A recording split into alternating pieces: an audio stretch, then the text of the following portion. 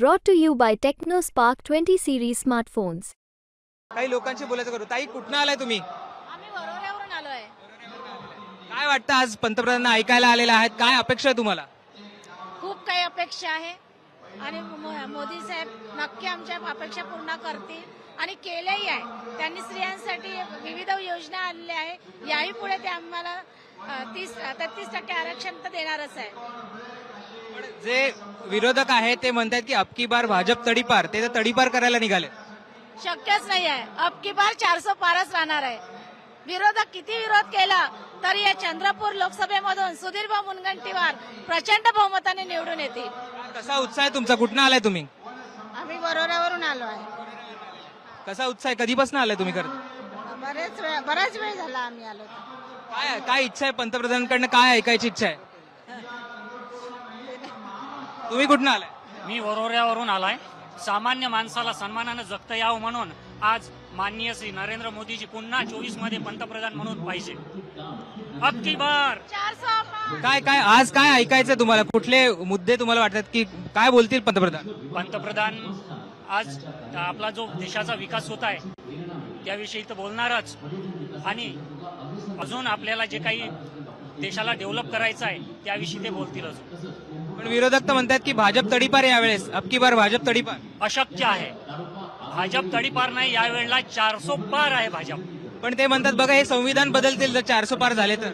हे फालतूच लोकांना म्हणजे चुकीच्या मार्गाने नेण्याचा प्रयत्न आहे हा विरोधकांचा.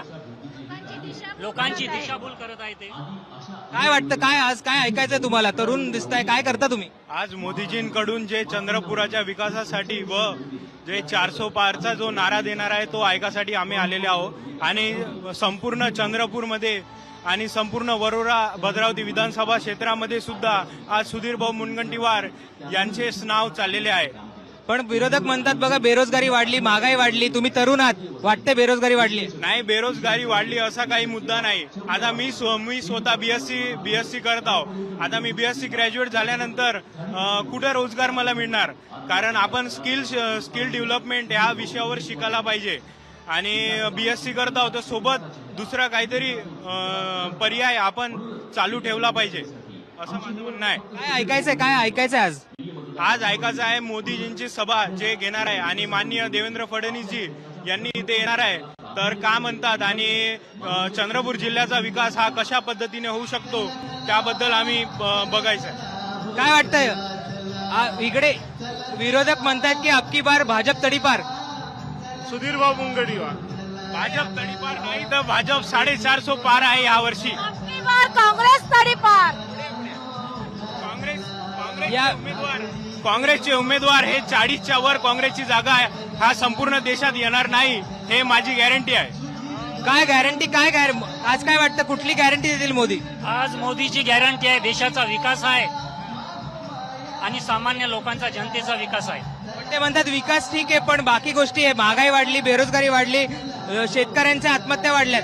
नाही, हे चुकीचं आहे. महागाई हे वाढलेली नाही. आज पाकिस्तानमध्ये जवळपास 350 रुपये लिटर पेट्रोल चालू आहे. आपल्या भारतात फक्त 100 रुपये चालू आहे आणि भाजप. मी काय म्हणतो, सुधीर भाऊला मी मतदान करीन. मला मोदी नाही झाला, अमित शहा नाही झाला. जो देशातून कांदा कापूस आयात दुसऱ्या याच्यातून करतो आमचे भाव पडते. मी सर्वसाधारण शेतकरी आहो. आम्ही का भाव विकायचा? आम्ही कोणाला विचारायचं?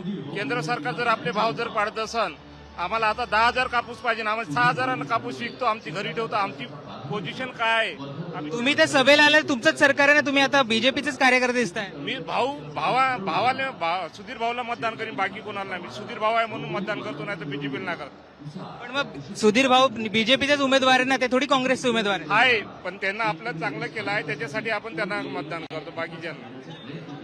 काय वाटतं तुम्हाला? कुठल्या अडचणीत? शेतकऱ्याला भाव पाहिजे आम्हाला, बाकी काहीच नाही पाहिजे. शेतकऱ्याला एक कापूस, सोयाबीन, तूर. आता आमच्याकडे तूर नाही पिकली यावर्षी. भाव ज्या वर्षी तूर पिकते त्या वर्षी खाली आणलं. मग विरोधक तर तेच बोलतायत ना की भाव दिला नाही सरकारने, आता तुम्ही पण तेच बोलताय. यावेळेस देणार, यावेळेस 400 पार आल्यानंतर. काय म्हटलं आपण? विरोधक पण तेच म्हणताय ना सरकारने भाव नाही दिला, आता बदला त्यांना. बदलावा, पण आम्हाला माणूस चांगला आहे सुधीर भाऊ. आम्ही सुधीर भाऊला मतदान करणार. बस झालं. काय वाटतं सुधीर भाऊचे काय कुठली कामं आहेत तुम्हाला ती भावतात? हुशार माणूस आहे, सभागृहात हे ते बोलणारा माणूस आहे, अर्थमंत्री आहे, ते त्याच्या राबलेला माणूस आहे, तो विकास करू शकते आपल्या जिल्ह्याचा त्याच्यानुसार. पण मग काय वाटतं, सुधीर भाऊ निवडून आल्यानंतर संसदेत तुमचे मुद्दे मांडतील? बिलकुल मांडणार काऊन नाही, मांडाच लागेल ना. आपण निवडून दिल्यानंतर जनतेनं ते करावंच लागेल ना. बघा हे म्हणतात, बघा तू शेतकऱ्यांना भाव नाहीये शेतमालाला, सुधीर भाऊंना ते समर्थन करतायत, पण सरकारच्या विरोधात त्यांची भूमिका आहे. नाही, शेतकऱ्यांना भाव नक्कीच मिळणार, यावर्षी नक्कीच मिळणार. चाळीला 10 ते 12,000 रुपये भाव आहे. चना 62 पर्यंत गेलेला आहे. धानाला भाव आहे, तांदूळ 6,000 पर्यंत आहे. अजून का पाहिजे आपल्याला? बोनस भेटत आहे, बऱ्याचशा योजना येऊन राहिल्या. पण ते बघा, ह्या वर्षी बोनस नाही आहे, धानाला जाहीर झालेले नाही, पण तरी पण मोदी 400 पार होणार. हॅलो सर, शेतकऱ्यांना भावापेक्षा खतावर भाव कमी करायला पाहिजे, बियाणावर रेट कमी करायला पाहिजे. जोपर्यंत खतावर आणि बियाणावर किंवा दवाईवर जोपर्यंत रेट कमी होणार नाही किंवा खर्च कमी होणार नाही, तोपर्यंत कास्तकाराला कधी सुखी होणार नाही. मग काय तुम्ही कार्यकर्ते आहेत का काय ऑडियन्स? आम्ही बीजेपीचे कार्यकर्ते आहे, तर आम्हाला असं वाटतं की आमच्या भावांनी हे काम करायला पाहिजे. त्याच्यामुळे कसं शेतकरी वर्ग, चंद्रपूर जिल्हा बी सुखी होईल. मग मिळतोय का शेतीला भाव मिळतोय का आता सध्या? शेतकऱ्याला भाव तर कमीच मिळते, पण जोपर्यंत डीएपीला भाव कमी होत नाही, रासायनिक खताचा भाव कमी होत नाही, तोपर्यंत कास्तकार सुखी होणार नाही. पण सरकार विरोधक तेच म्हणतात ना की सरकार बदला, आता बघा शेतकऱ्यांच्या शेतमालाला भाव नाहीये. तर शेतकऱ्याला भाव द्यायला पाहिजे ना, वाढवायला पाहिजे. भाव वाढवल्याशिवाय कसं काय जमणार? शेतकऱ्याच्या वर्षावर तर पूर्ण दुनिया जगून राहिलेली आहे. पण मग सुधीर भाऊ तुमचे वाटतं संसदेत आवाज उठवते? बिलकुल सुधीर भाऊ आहे म्हणून सगळं चंद्रपूर जिल्हा आहे. लोकांच्या प्रतिक्रिया बघितल्यात, आपल्यासोबत काही अजून कार्यकर्ते आहेत, आम्ही काही प्रतिक्रिया घेतल्या. काही लोक म्हणते बघा शेतीला मला भाव नाहीये, कार्यकर्ते आहेत ते सुधीर भाऊंचे, सुधीर भाऊंना वोट देऊ, पण आम्हाला बीजेपीला राग आहे त्यांचा. नाही, काही असे कार्यकर्ते असतात त्यांना पुन्हा त्याच्या गोष्टी झालेलं नसतं. भारतीय जनता पार्टी ही राष्ट्रामध्ये, देशामध्ये नंबर 1ची पार्टी आहे आणि त्याचे पंतप्रधान नरेंद्रजी मोदी आहेत, जे आजपर्यंतच्या 60 वर्षाच्या काळामध्ये जे घडलं नाही ते यांनी घडवलेलं आहे. आणि म्हणून देशाचं आंतरराष्ट्रीय स्तरावर जर नाव लौकिक करायचं असेल तर भारतीय जनता पार्टी नरेंद्र मोदीच्या नेतृत्वातच लोकसभेमध्ये अबकी बार 400 पार. बरोबर आहे. पण आता जे प्रश्न आहे, महागाईचा प्रश्न आहे, बेरोजगारीचा प्रश्न आहे, इतर प्रश्न आहेत, पेट्रोलचे भाव आहेत, त्यानंतर इतर मुद्दे आहेत, त्याला कसं उत्तर देणार आहे? मोदीजींनी बेरोजगारासाठी, शेतकऱ्यांसाठी सर्वांपासून म्हणजे गर्भापासून तर मरेपर्यंतच्या लोकांपर्यंत योजना तयार केलेल्या आहेत. आणि असा कोणताही लाभार्थी नाही त्याला लाखो रुपये मिळाले नाहीत. लाखो रुपये मिळाले आहेत. घरकुल 1.5 लाखाचे मिळतो, शौचालय 12,000 मिळतो, त्यानंतर उज्ज्वला योजना, अशा अनेक योजना आहेत. हर घर जल, अशा योजनांचा जर टोटल मारली पैशाची तर लाखो रुपये एका लाभार्थीला मिळतो आहे, लाखो रुपये वर्षाला. आज किसान सन्मान योजना 6,000 रुपये. पण सर तुमच्या समोरच आपण बोललो, तुमचेच कार्यकर्ते आहेत, ते काहीच नाराज आहेत, हे तर तुम्ही मान्य करा. तुम्ही 10 लोकांपैकी एक माणसाने फक्त काय बोललं? सुधीर भाऊ माणसं बोलले. सुधीर भाऊ फक्त आम्ही वोट करतो, परंतु सुधीर भाऊ वोट म्हणजेच भारतीय जनता पार्टीला वोट. बरोबर. पण त्यांना सुधीर भाऊंना पटतंय, सुधीर भाऊ त्यांना वाटतात की नेतृत्व चांगलं आहे, ते संसदेत आवाज उठवतील, पण सरकारबद्दल नाराजी आहे त्यांची. सरकारबद्दल नाराजी नाही, त्यांना अभ्यास केला नाही. आता जर आमच्या धानाचा बोनस आज प्रत्येक खात्यामध्ये 20,000 रुपये हेक्टरी, म्हणजे एका शेतकऱ्याला 5 एकर असेल तर त्याला 40,000 रुपये हेक्टरी मिळत गेले आहेत. आणि हे 40,000 रुपये हेक्टरी जे मिळालेले आहेत, आज आमचा कास्तकार सुखी आहे. त्याला 6,000 रुपये किसान सन्मान योजनेची मिळत आहे, राज्याची 6,000 मिळत आहे, 12,000 रुपये मिळत आहे. आज आमचा एका कास्तकाराला, 5 एकरच्या कास्तकाराला जवळपास 50 ते 60,000 मिळाले आणि कर्जमाफीचे 50,000 मिळाले. पुन्हा कर्जमाफी झाली. एवढा सारा म्हणजे एका कास्तकाराला आज जर विचार केला या 5 वर्षामध्ये तर 2 ते 3 लाखापर्यंत त्याचा फायदा त्याला मिळाला आहे. बेरोजगारीचा हा विषय कधीच न संपणारा विषय आहे. सत्ता कोणाची असेल, शिक्षणाचं माध्यम वाढलं, विद्यार्थ्यांचे उच्च स्थान वाढलं, सर्व गोष्टी वाढल्या, त्याच्यामुळे बेरोजगारी हा विषय न संपणारा विषय आहे. बेरोजगारीचा विषय काही ना काही प्रमाणात मोदीजी करत आहेत. आज गडचिरोली जिल्ह्यामध्ये आता तुम्ही म्हणाला ते बरोबर आहे, पण तुमच्यासोबत आता अजितदादा पण आहेत. भोपाळची सभा ऐकली असेल, त्याच्यामध्ये पंतप्रधान स्वतः म्हणाले होते की बघा 70,000 कोटीचा सिंचन घोटाळा झालाय, त्याला कसं उत्तर देणार? आता अजित पवार तर तुमच्यासोबत आलेत. मोदीजींनी 70,000 घोटाळा झाला असं म्हटलं असेल, परंतु अजित पवारांनी केलं असं नाही म्हटलंय, राष्ट्रवादीने केलं असं म्हटलंय. राष्ट्रवादीची कोणी असू, पण आरोप तर अजितदादांवर होते ना. देवेंद्र फडणवीस असतील, त्यावेळेस ते खडसे असतील, ते तर ट्रक भरून पुरावे घेऊन गेले होते विधानसभेवर. प्रत्यक्षात कोणाचं नाव घेऊन नाही बोललाय. राष्ट्रवादी आरोप तर दादांवर केले होते ना, तुम्हीच आरोप केले होते. प्रत्यक्षात अजितदादा आरोप नाहीत. दादांवर केले नाही होते. नाही नाव किती दाखवा, मला क्लिप दाखवा. दादांवर इकॉनॉमिक विंग्सने आता केसेस मागे घेतल्या. अजितदादांचं नाव घेऊन असं आरोप केलेले नाही आहेत. राष्ट्रवादीच्या नेत्यांनी केलेला असं म्हटलं जातं. नातं निकाल दुसरा असेल. पण मग कुणी केले राष्ट्रवादीचे नेते? दादा तर मंत्री होते तिथं, त्याच्या सिंचन घोटाळ्यामध्ये घोटाळा झाला असा आरोप तर सातत्याने भाजपने केला होता. दादा त्या खात्याचे मंत्री होते. कोणीच नाही. वास्तविक पाहता वैयक्तिक कोणी कोणावर टीका केली नाही. पक्षमंडळ राजकारणामध्ये एकमेकाच्या पक्षावर आपण टीका करतोय आणि पक्षावर त्या टीका केलेली आहे. वैयक्तिक टीका कोणी मोदींनी केली नाही किंवा देवेंद्र फडणवीसनी केली नाही. त्याच्यामुळे हा विषय नाही. पण अशोक चव्हाणांवर तर तुम्हीच आदर्श घोटाळ्याचा टीका केली होती. आता ते तुमच्या पक्षात आलेले आहेत. पहा, कधी कधी कसं असते की त्यांच्यावर टीका आमच्या पक्षांनी केली हे चुकीचं आहे. केलीच नाही आमचं असं म्हणणं आहे. पण कसं केली असेल, परंतु काही जे निष्कर्ष आहेत, जे त्यांच्या न्यायालयीन प्रक्रियेमध्ये त्यांना जे काही दिसले असेल त्या माध्यमातून ते क्लीन चिट असतील. क्लीन चिट दिली. कोण क्लीन चिट कोण देणार आहात? पक्ष देत नाही. या देशाची पण बीजेपी काय म्हणतं? बीजेपीचा हा नेहमीपासून एक तत्व राहिलेलं आहे की भ्रष्टाचाराला थारा नाही. ठीक आहे. आणि ज्याच्यावर भ्रष्टाचाराचे आरोप होते ते सगळे नेते आता हळूहळू बीजेपी असेल किंवा मित्र पक्षांमध्ये गेलेले आहेत. त्यासाठी येत नाहीत. जे भ्रष्टाचाराचे आरोप झाले असतील किंवा कोणी असे हे लोक नेते जे येत आहेत, हे नेते देशाचं नाव जगामध्ये एक नंबरचं स्थान बनवण्यासाठी येत आहेत. म्हणजे मोदीजींचं नेतृत्व सर्व पडत आहे की मोदीजी हे एकटे आहेत. मोदीच्या फॅमिली नाही. मोदीजी देशासाठी करत आहे. मोदीजी 140 करोड जनतेसाठी करत आहे. मोदीजी आपल्या सुरक्षेसाठी करत आहे. मोदीजी जगासाठी करत आहे. हे आपल्याला दाखवून द्यासाठी लोक येत येतात. पण मग त्यासाठी 400 पार साठी काही ऍडजस्टमेंट चालू शकते. काही नाही. मोदी है तो मुमकिन है. मोदी है तो गॅरंटी आहे.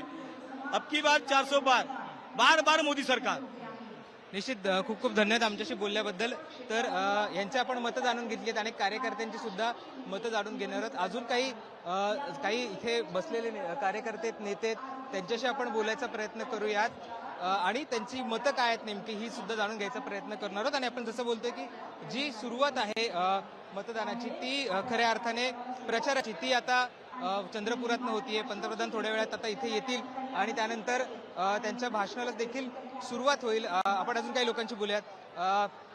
आज दादांची पंतप्रधानांची पहिली सभा होती आहे. किती उत्सुक आहात तुम्ही सगळं ऐकायला?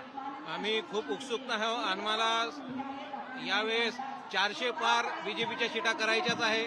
त्यामुळे खूप उत्साह आहे आमच्यामध्ये आणि पूर्ण जनता सगळी मोदींची ज्या मागे आहे. तुम्ही बीजेपीचे कार्यकर्ते? नाही, मी तर आम जनता आम्ही आम जनता म्हणून आलेलं. काय वाटतं मग? विरोधक तर म्हणतात की यावर्षी भाजप तडीपार, आता 400 पार वगैरे काय नाही, तडीपार करायचे आता. असं शक्य होणारच नाही. एवढा विकास केला आजपर्यंत 10 वर्षात जो विकास झाला तो गेल्या 70 वर्षात विकास झालेला नाहीये. त्यामुळे यावेळेस सुद्धा पंतप्रधान मोदीजीच येणार आणि 400च्या वरती सीटा येणार हे हा सगळ्या जनतेने निश्चय केलेला आहे. आपण अजून काही लोकांशी बोलायचा प्रयत्न करूयात. सर, बीजेपीचे कार्यकर्ते दिसत आहेत. आज काय किती उत्सुकता आहे? मोदी पहिल्यांदा येतात चंद्रपूरमध्ये. सभेची सुरुवात इथनं होतीये, प्रचाराची सुरुवात. अब की बार 400 पार आज प्रचाराची सुरुवात आहे. मोदीजी चंद्रपूरमध्ये येत आहे, हे आमचं खूप भाग्य आहे. आणि सुधीर भाऊच्या प्रचाराकरिता विदर्भामध्ये पहिल्यांदा मोदी येत आहे. कारण की त्यांनी पण बघितलं आहे सुधीर भाऊने जेवढा विकास इथे केला आहे, जे सुधीर भाऊचं लोकप्रियता आहे त्याप्रमाणे सुधीर भाऊ 4 लाख मतांनी निवडून येणार आहे. त्यामुळे मोदीजींनी सगळ्यात पहिले चंद्रपूरमध्ये विदर्भ निवडला आहे. अब की बार 400 पार. मध्य प्रदेशच्या निवडणुका होत्या त्यावेळेस पंतप्रधानांची सभा झाली होती. त्या सभेमध्ये पंतप्रधान म्हणाले होते की 70,000 कोटीचा घोटाळा केला आणि त्यानंतर अजित पवार तुमच्या सोबत आलेले आहेत. आता काय वाटतं की अजित पवार घोटाळा केला होता, नाही केला होता, काय वाटतं? सर, अजित पवारांनी घोटाळा केला नाही केला ते तर कोर्ट आणि जजमेंट आहे ते ठरवणार आहे. पंतप्रधानांनी आरोप केले होते पण सभेतनं. पंतप्रधानांनी आरोप केला पण शेवटी काय ठरवते कोण? जज आणि कोर्ट ठरवणार. भले त्यांनी आरोप केला असेल पण ठरवणार तर कोर्ट ठरवणार आहे. त्यांनी घोटाळा केला की नाही केला हे तुम्ही पण नाही सांगू शकत आणि मी पण नाही सांगू शकत आजच्या तारखेमध्ये. पण त्यांचं काही देवेंद्र फडणवीस आणि खडसे होते त्यावेळेस, ते ट्रक भरून पुरावे घेऊन गेले होते विधानसभेवर. सर, पुरावे घेऊन गेले होते पण सजू सिद्ध झाले व्हायचे आणि त्याचे पुरावे पण जेव्हा सिद्ध होईल तेव्हा कोर्टात आहे, जेव्हा सिद्ध होईल तेव्हा मग आपण त्यांना म्हणू शकू ना. पण तुम्ही आता राष्ट्रवादी सोबत काम करणार, दादांसोबत. काय म्हटलं सर? राष्ट्रवादी सोबत काम करणार आता तुम्ही सगळे इथे चंद्रपुरात? बिलकुल बिलकुल करणार. वरतून जो आदेश येणार त्याचं आम्ही सगळंच पालन करणार आहे. इथे राष्ट्रवादी राहो, शिंदे शिवसेना राहो, सगळ्यांसोबत आम्ही काम करणार आहे. इथे काय म्हणाल सर? आपण त्यांच्याशी बोलूयात की पंतप्रधानांची अशीच एक सभा झाली होती मध्य प्रदेशमध्ये. त्यावेळेस पंतप्रधानांनी म्हटलं होतं की 70,000 कोटीचा घोटाळा झाला, राष्ट्रवादीने केला. आता अजितदादा तुमच्या सोबत आहेत, काय बदलले चित्र वाटतं का काय? अजितदादा सोबत असल्यामुळे आम्ही 110% जिंकणार आहोत. आणि अजितदादांवर जे आरोप आहे ते कोर्टात आहे, अजून काही सिद्ध झालेले नाहीये. पण हे आरोप सर बीजेपीनेच केले होते, हे मान्य करायला लागेल. सगळ्यांनीच केलेले आरोप तर राहुल गांधीवरही आहे आणि सोनिया गांधीवरही आहे. मग तुम्ही तिथं काय करणार आहे? पण तुमच्या सोबत नाही आहेत ना, दादा तुमच्या सोबत आले. ते आमच्यासोबत पाहिजेही नाही आम्हाला. दादा सोबत आले ना, पण तुमच्या दादा आम्हीच घेतलाय ना दादांना, तर आम्ही घेतलाय त्याच्यामुळे सिद्ध तर व्हायचं आहे ना. सिद्ध झाल्यानंतर आम्ही सर्व पाहू. सर अशीच आरोप आहे तो अशोक चव्हाणांवर केला होता आणि त्यांना तर खासदार केला आता. अशोक चव्हाणांवर काँग्रेसने आरोप केला होता, आम्ही नव्हता. नाही सर, बीजेपीने आवाज केला. आदर्श घोटाळ्याचा आरोप त्यांना मुख्यमंत्री पद सोडावं लागलं आदर्श घोटाळ्यामुळे. काँग्रेसने पहा, पहिले काँग्रेसनीच केला आहे, त्याच्यावर आरोप आम्ही नाही केला. पण आता इथे राष्ट्रवादी सोबत कसं आहे, एकत्र प्रचार करणार आहे का, काय असणार आहे स्थिती? जबरदस्त बॉन्डिंग आहे सगळ्यांचं. महायुतीचं सरकार येणार, 400 पार होणार. किरीट सोमय्या आपले बीजेपीचे महत्वाचे नेते, आमच्याच कार्यक्रमात ते बोलताना म्हटले होते आम्हाला काही पॉलिटिकल ऍडजस्टमेंट कराव्या लागल्या, कारण आम्हाला काही गोष्टी कराव्या लागल्या, त्यामुळे आम्ही काँग्रेस असेल राष्ट्रवादी काही नेत्यांना सोबत घेतलंय, शिवसेनेतल्या काही नेत्यांना सोबत घेतलं. कसं बघता तुम्ही याच्याकडे? कसं आहे, राजकारण म्हटलं तर सगळ्यांना सोबत घेऊन चालावंच लागते. पक्ष तो राष्ट्रवादी असो, शिवसेना असो की बीजेपी असो, हे सगळ्यांना घेऊनच सरकार चालवावं लागणार आहे. त्याच्यामुळे हे काही असं नाही, जरुरी नाही आहे की याच्यासोबत जमलं पाहिजे किंवा त्याच्यासोबत जमलं नाही. सगळ्यांसोबत जमवूनच न्यावं लागणार आहे. वाटतं कुठेतरी काँग्रेस, राष्ट्रवादी आणि शिवसेना सोबत आल्यामुळे जे तुमचे कार्यकर्ते, कोर कार्यकर्ते, त्यांच्यावर कुठेतरी अन्याय झाला, त्यांना उमेदवारी मिळाली असती ती मागे पडली? नाही, असं काही नाही आहे. आमचे सगळे मिळून मिसळूनच आहे. असं काही कोणाला नाराजी असा काही प्रकार वाटत नाही. काय वाटतं सर, कुठेतरी कोर कार्यकर्ता मागे पडल्या सगळ्यामुळे? नाही सर, कोर कार्यकर्त्यांमध्ये अजून जास्त जल्लोष भरलेला आहे. आणि यावेळेस सुधीर भाऊ खासदार म्हणून आले आहे, त्याच्यामुळे ते निवडून येतील म्हणजे निवडून येतील. ते विकास पुरुष आहे आणि ते निवडून न येणं म्हणजे चंद्रपूरचं दुर्भाग्य राहील. पण विरोधक तर म्हणतात बघा, विकास म्हणजे काय फक्त रस्ते बांधणं नाहीये, हे संविधान बदलायला निघालेलं. 400 पार झालं तर संविधान बदलून टाकते. हे फक्त त्यांनी फैलवलेली हवा आहे, बाकी काही नाही आहे सर. बदलवणार किंवा हलवणं एवढं सोपं नाही आहे, हे तुम्हालाही माहिती आहे आणि आम्हालाही माहिती आहे. आणि 400 पार झाल्यामुळे काही संविधान बदलणार आहे असं काही नाही. हे विरोधकांनी केलेली हवा आहे. संविधान बदलवणं एवढं काही सोपं नाही आहे की संविधान बदलवून टाकणार. हे तुम्ही जनतेला हे बनवत आहे, तुम्ही उल्लू बनवत आहे की 400 पार झालं तर संविधान बदलणार. असं काही होणार नाही. तुम्ही भोळ्या बावळ्या जनतेला उल्लू बनवत आहे.